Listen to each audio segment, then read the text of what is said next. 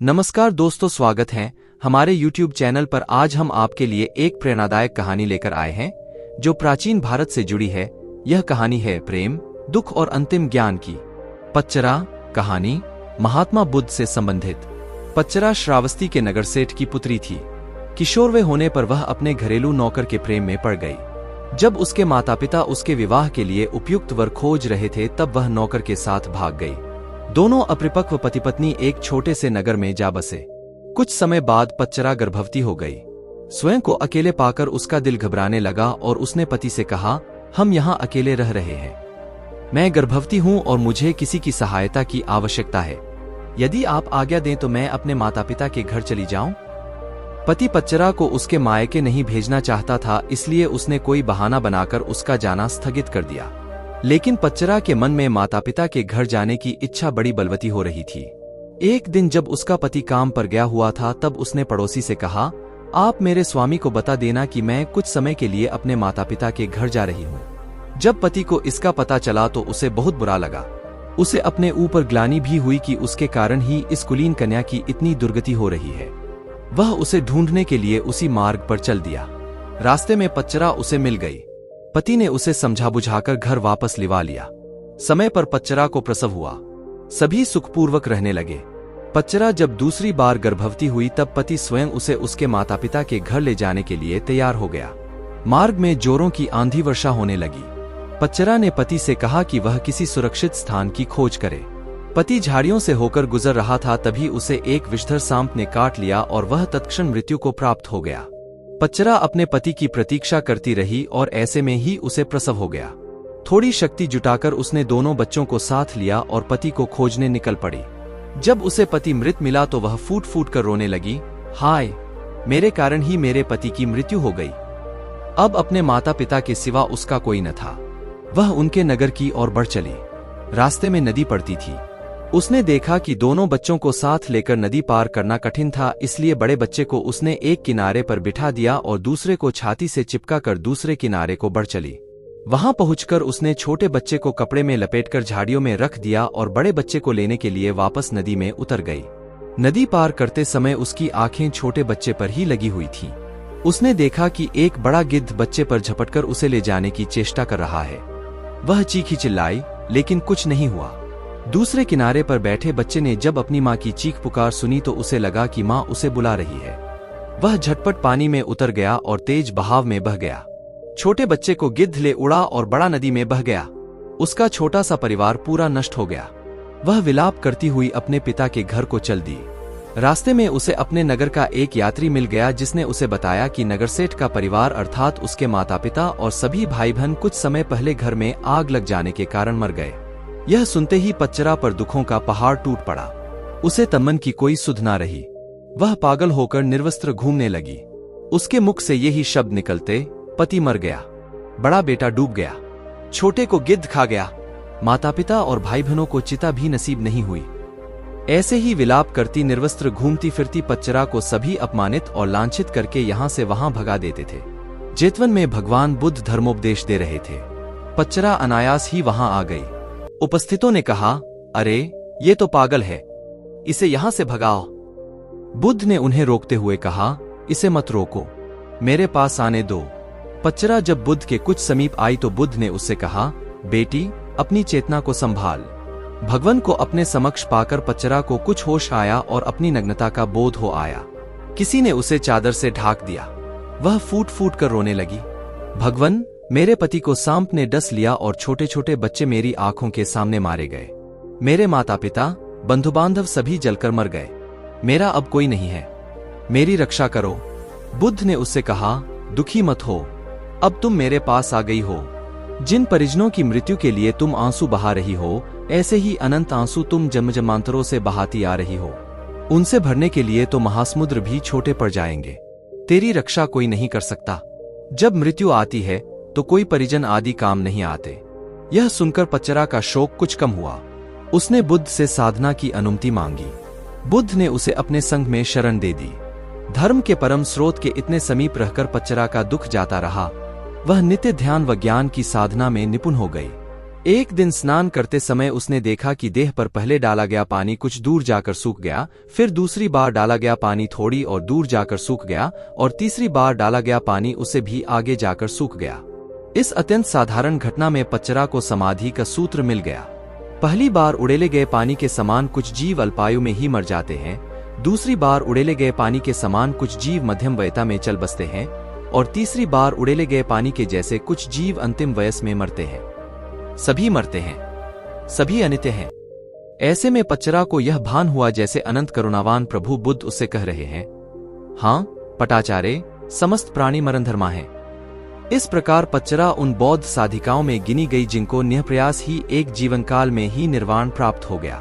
पच्चरा, जिसे अब बौद्ध संघ में शरण मिली थी, ध्यान और साधना के माध्यम से अपने दुखों को भुलाकर आत्मज्ञान की ओर अग्रसर हो रही थी। उसकी अटूट साधना और प्रभु बुद्ध के मार्गदर्शन ने उसे मानसिक शांति प्रदान की। एक दिन जब पच्चरा ध्यानमग्न थी, उसने बुद्ध से कहा, भगवान, मैं अपनी साधना में और भी प्रगति करना चाहती हूँ। मुझे वह मार्ग दिखाएं जिससे मैं अपने सभी दुखों से मुक्ति पा सकूं। बुद्ध ने कहा, पच्चरा, साधना के 3 मुख्य स्तंभ हैं, शील, नैतिकता, समाधि, ध्यान और प्रज्ञा, बुद्धिमत्ता। तुम्हें इन तीनों में समरसता प्राप्त करनी होगी। पच्चरा ने अपनी साधना में और भी अधिक कठोरता लाई। उसने शील का पालन करते हुए अपने जीवन को नैतिकता की राह पर चलाया। समाधि के लिए उसने गहन ध्यान में समय बिताया और प्रज्ञा के लिए बुद्ध के उपदेशों का अध्ययन किया। धीरे धीरे उसकी साधना में निखार आता गया। एक दिन ध्यान करते समय पच्चरा को एक गहरा अंतर्दृष्टि प्राप्त हुई। उसे यह एहसास हुआ कि संसार में सभी चीजें अनित्य हैं और सभी प्राणी जन्म मरण के चक्र में बंधे हुए हैं। यह ज्ञान उसे पूरी तरह से शांति और समर्पण की स्थिति में ले गया। उसने बुद्ध से कहा, भगवान, अब मुझे सत्य का अनुभव हो गया है। मैं जान गई हूं कि संसार के सभी दुख अस्थायी हैं। बुद्ध ने मुस्कुराते हुए कहा, पच्चरा, तुमने सच में महान ज्ञान प्राप्त किया है। तुम्हारा यह अनुभव तुम्हें निर्वाण की ओर ले जाएगा। पच्चरा ने अपने शेष जीवन को दूसरों की सेवा और धर्म के प्रचार में समर्पित कर दिया। उसने अपने ज्ञान को अन्य भिक्षुनियों के साथ साझा किया और उन्हें भी ध्यान और साधना के मार्ग पर चलने के लिए प्रेरित किया। समय के साथ पच्चरा बौद्ध संघ की एक सम्मानित साधिका बन गई। उसकी शिक्षाएं और साधना के अनुभव अनगिनत लोगों के लिए प्रेरणा स्रोत बने। आखिरकार उसने निर्वाण प्राप्त किया और अपने समस्त दुखों से मुक्त हो गई। पच्चरा की कहानी इस बात का उदाहरण बन गई कि कैसे असंख्य कठिनाइयों और दुखों के बावजूद साधना और आत्मज्ञान के माध्यम से मनुष्य अपने जीवन को सार्थक बना सकता है। उसकी यात्रा ने यह सिद्ध किया कि सत्य की खोज और ध्यान की साधना के माध्यम से हर व्यक्ति अपने भीतर शांति और आनंद प्राप्त कर सकता है। कहानी 2, सियार और ढोल। पंचतंत्र की कहानी। एक बार एक जंगल के निकट 2 राजाओं के बीच घोर युद्ध हुआ। एक जीता, दूसरा हारा। सेनाएं अपने नगरों को लौट गईं। बस सेना का एक घोल पीछे रह गया। उस ढोल को बजा जाकर सेना के साथ गए भाट व चारण रात को वीरता की कहानियां सुनाते थे। युद्ध के बाद एक दिन आंधी आई। आंधी के जोर में वह ढोल लुढ़कता पुढ़कता एक सूखे पेड़ के पास जाकर टिक गया। उस पेड़ की सूखी टहनियां घोल से इस तरह से सट गई थीं कि तेज हवा चलते ही ढोल पर टकरा जाती थीं और ढमारमरमाढ़म की गुंजायमान आवाज होती। एक सियार उस क्षेत्र में घूमता था। उसने ढोल की आवाज सुनी। वह बड़ा भयभीत हुआ। ऐसी अजीब आवाज बोलते पहले उसने किसी जानवर को नहीं सुना था। वह सोचने लगा कि यह कैसा जानवर है जो ऐसी जोरदार बोली बोलता है, ढमाहम। सियार छिपकर ढोल को देखता रहता, यह जानने के लिए कि यह जीव उड़ने वाला है या 4 टांगों पर दौड़ने वाला। एक दिन सियार झाड़ी के पीछे छुपकर ढोल पर नजर रखे था। तभी पेड़ से नीचे उतरती हुई एक गिलहरी कूदकर ढोल पर उतरी। हल्की सी ढम की आवाज भी हुई। गिलहरी ढोल पर बैठी दाना कुतरती रही। सियार बड़बड़ाया, ओह, तो यह कोई हिंसक जीव नहीं है, मुझे भी डरना नहीं चाहिए। सियार फूंक फूंक कर कदम रखता ढोल के निकट गया। उसे सूंघा। ढोल का उसे न कहीं सिर नजर आया और न पैर। तभी हवा के झोंके से टहनियां घोल से टकराईं। ढम की आवाज हुई और सियार उछलकर पीछे जा गिरा। अब समझ आया। सियार उठने की कोशिश करता हुआ बोला, यह तो बाहर का खोल है, जीव इस खोल के अंदर है। आवाज बता रही है कि जो कोई जीव इस खोल के भीतर रहता है वह मोटा ताजा होना चाहिए, चर्बी से भरा शरीर, तभी ये ढमढम की जोरदार बोली बोलता है। अपनी मांद में घुसते ही सियार बोला, ओ सियारी, दावत खाने के लिए तैयार हो जा। एक मोटे ताजे शिकार का पता लगाकर आया हूं। सियारी पूछने लगी, तुम उसे मारकर क्यों नहीं लाए? सियार ने उसे झिड़की दी, क्योंकि मैं तेरी तरह मूर्ख नहीं हूं। वह एक खोल के भीतर छिपा बैठा है। खोल ऐसा है कि उसमें दो तरफ सूखी चमड़ी के दरवाजे हैं। मैं एक तरफ से हाथ डाल उसे पकड़ने की कोशिश करता तो वह दूसरे दरवाजे से न भाग जाता।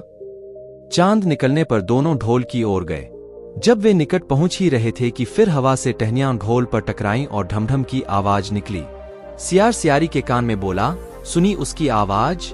जरा सोच, जिसकी आवाज ऐसी गहरी है वह खुद कितना मोटा ताजा होगा।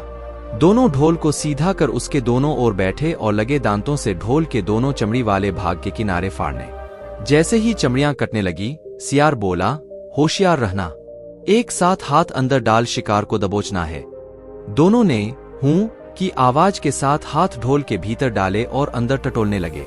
अंदर कुछ नहीं था, एक दूसरे के हाथ ही पकड़ में आए। दोनों चिल्लाए, यहां तो कुछ नहीं है, और वे माथा पीट कर रह गए। सीख, बड़ी बड़ी शेखी मारने वाले लोग भी ढोल की तरह ही अंदर से खोखले होते हैं। यह कहानी सुनने के बाद पिंगलक ने कहा, भाई मैं क्या करूं? जब मेरा पूरा परिवार और सभी साथी भयभीत होकर भागने पर तुले हैं, तो अकेला मैं ही कैसे धैर्य से रह सकता हूं? दमनक ने कहा, इसमें आपके सेवकों का क्या दोष है? जैसा मालिक करेगा वैसा ही सेवक करेंगे। तो भी आप तब तक यहां ठहरिए जब तक मैं उस आवाज के विषय में ठीक ठीक पता न लगा लूं।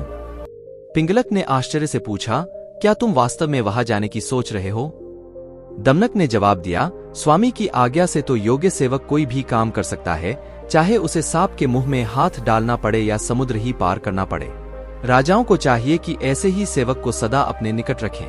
पिंगलक ने कहा, अगर ऐसी बात है तो जाओ, भद्र, तुम्हारा मार्ग मंगलमय हो। दमनक उसको प्रणाम करके आवाज की दिशा में चल पड़ा। पिंगलक को पछतावा होने लगा कि मैंने बेकार ही दमनक की बातों में आकर उसे अपने मन का भेद बता दिया। उसका क्या विश्वास? पहले मंत्री का पद छिन जाने के कारण वह खिन्न तो है ही, बदला लेने के लिए यह भी तो हो सकता है कि दमनक लालच में आकर शत्रु से मिल जाए और बाद में घात लगाकर मुझको ही मरवा दे। खैर, अब तो एक ही रास्ता है कि कहीं दूसरी जगह छिपकर दमनक के आने की राह देखी जाए।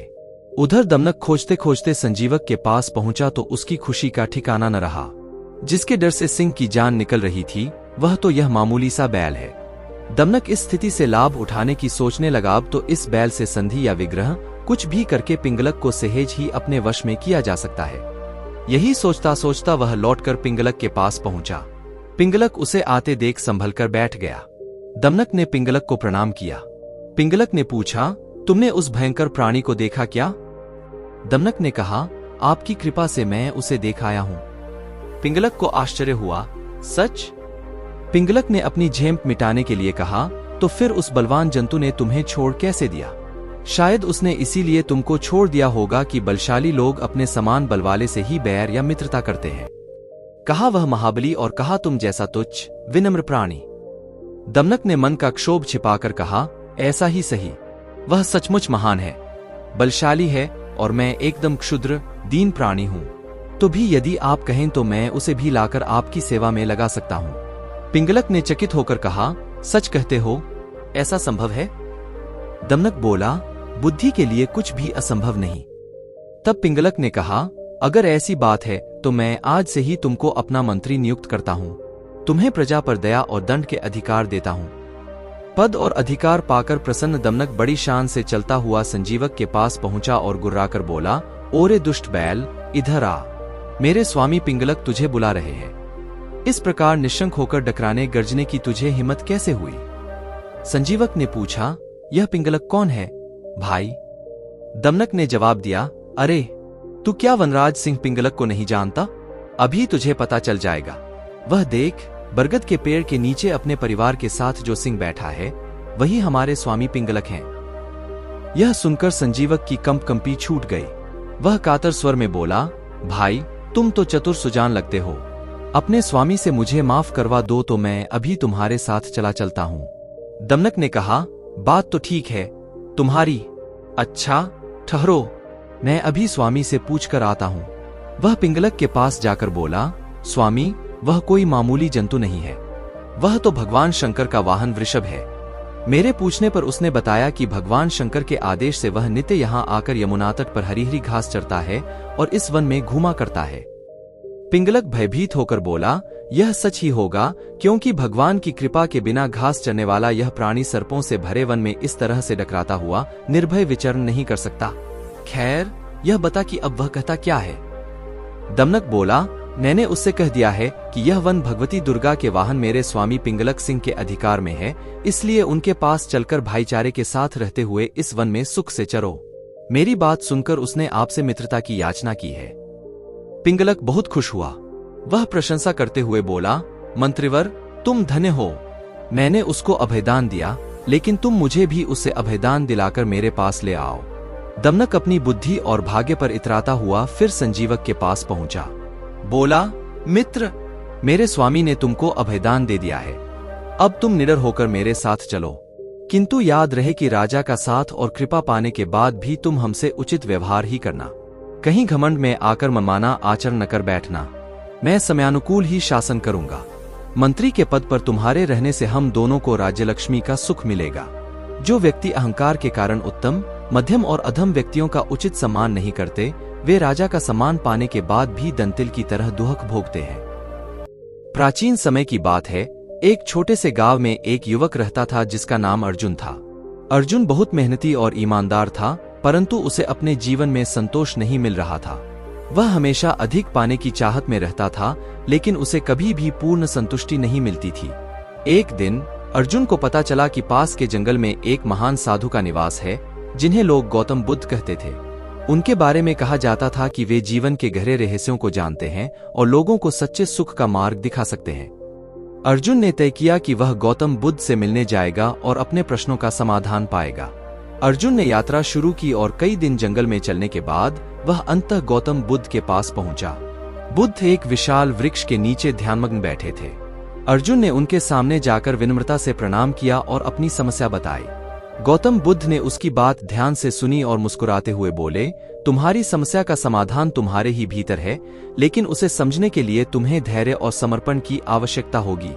अर्जुन ने पूछा, हे महात्मा, कृपया मुझे सही मार्ग दिखाएं। मैं क्या करूं जिससे मुझे सच्ची शांति और संतोष मिले? बुद्ध ने अर्जुन को एक कहानी सुनाई। बहुत समय पहले की बात है, एक राजा था जो अपने राज्य में बहुत प्रसिद्ध था। उसके पास सभी प्रकार की सुख सुविधाएं थीं, लेकिन फिर भी वह असंतुष्ट था। एक दिन उसने अपने मंत्री से कहा कि वह सच्ची खुशी पाना चाहता है। मंत्री ने उसे एक साधु के पास भेजा जो पहाड़ की चोटी पर रहता था। साधु ने राजा से कहा कि उसे एक छोटे से पेड़ का ध्यान रखना होगा। राजा ने साधु की बात मानी और पेड़ की देखभाल शुरू की। दिन रात, वर्षा और धूप में राजा ने उस पेड़ को प्यार से सींचा और उसकी देखभाल की। धीरे धीरे वह पेड़ बड़ा हुआ और सुंदर फल देने लगा। राजा ने उस पेड़ से प्राप्त फलों को दूसरों में बांट दिया और उसे अद्भुत संतोष का अनुभव हुआ। कहानी समाप्त करते हुए बुद्ध ने अर्जुन से कहा, जीवन भी उस पेड़ की तरह है। अगर तुम इसे प्रेम, समर्पण और धैर्य से सींचोगे तो यह तुम्हें सच्चे सुख और संतोष के फल देगा। अपनी इच्छाओं पर नियंत्रण रखो और जो कुछ भी तुम करते हो उसमें पूरा मन लगाओ। यही सच्ची शांति का मार्ग है।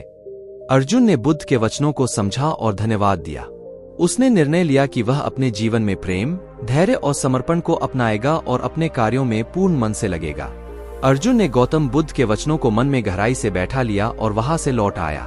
वह अपनी पुरानी दिनचर्या में लौटने के बजाय उसने अपने जीवन के हर पहलू में बुद्ध के उपदेशों को लागू करना शुरू किया। उसने अपने खेतों में काम करते समय हर पौधे का ध्यान रखना शुरू किया, मानो वे उसके बच्चे हों। वह अपने परिवार और दोस्तों के साथ समय बिताते समय पूरी तरह से उपस्थित रहने लगा, बिना किसी भविष्य की चिंता किए। धीरे धीरे अर्जुन ने महसूस किया कि उसकी जीवन शैली में आए इस बदलाव से न केवल उसे आत्मसंतोष मिल रहा था, बल्कि उसके आसपास के लोग भी उससे प्रेरित होकर अपने जीवन में सकारात्मक बदलाव ला रहे थे। गांव के लोग अर्जुन को एक नए दृष्टिकोण और ऊर्जा के साथ देख रहे थे। एक दिन गांव के कुछ बुजुर्गों ने अर्जुन से पूछा कि उसने यह परिवर्तन कैसे किया और वह इतना शांत और संतुष्ट कैसे दिखता है। अर्जुन ने मुस्कुराते हुए उन्हें बुद्ध की कहानी सुनाई और बताया कि कैसे उसने अपने जीवन में धैर्य, समर्पण और प्रेम को अपनाया है। बुजुर्गों ने अर्जुन की बातों को बहुत ध्यान से सुना और उन्होंने भी अपने जीवन में इन गुणों को अपनाने का संकल्प लिया। गांव में धीरे धीरे एक नई ऊर्जा और सकारात्मकता का वातावरण बनने लगा। लोग एक दूसरे की मदद करने लगे, छोटी छोटी बातों में संतोष पाने लगे और आपसी प्रेम व सहयोग बढ़ने लगा। अर्जुन ने देखा कि उसके प्रयासों से गांव में सुख शांति का माहौल बनने लगा है। वह जानता था कि यह परिवर्तन स्थायी नहीं है और उसे और भी मेहनत करनी होगी, लेकिन अब उसे गौतम बुद्ध के उपदेशों पर पूरा विश्वास था। उसने ठान लिया कि वह अपने गांव को एक आदर्श गांव बनाएगा, जहां हर कोई सच्ची शांति और संतोष का अनुभव कर सके। और इस तरह अर्जुन ने अपने जीवन को एक नई दिशा दी, गौतम बुद्ध के उपदेशों का अनुसरण करते हुए, और अपने गांव को एक सुंदर और शांतिपूर्ण स्थान में बदल दिया। अर्जुन के प्रयासों से गांव में सुख शांति और संतोष का माहौल तो बनने लगा, लेकिन उसने महसूस किया कि असली चुनौती तब होती है जब कठिनाइयां सामने आती हैं। एक दिन गांव में अचानक से एक बड़ी समस्या उत्पन्न हो गई। एक गंभीर सूखा पड़ा और गांव के लोगों को पानी की भारी कमी का सामना करना पड़ा। खेत सूखने लगे और फसलें नष्ट होने लगी। गांव के लोग हताश हो गए और उनकी चिंताएं बढ़ने लगी। अर्जुन भी इस संकट से चिंतित था, लेकिन उसने अपने धैर्य और समर्पण को बनाए रखा।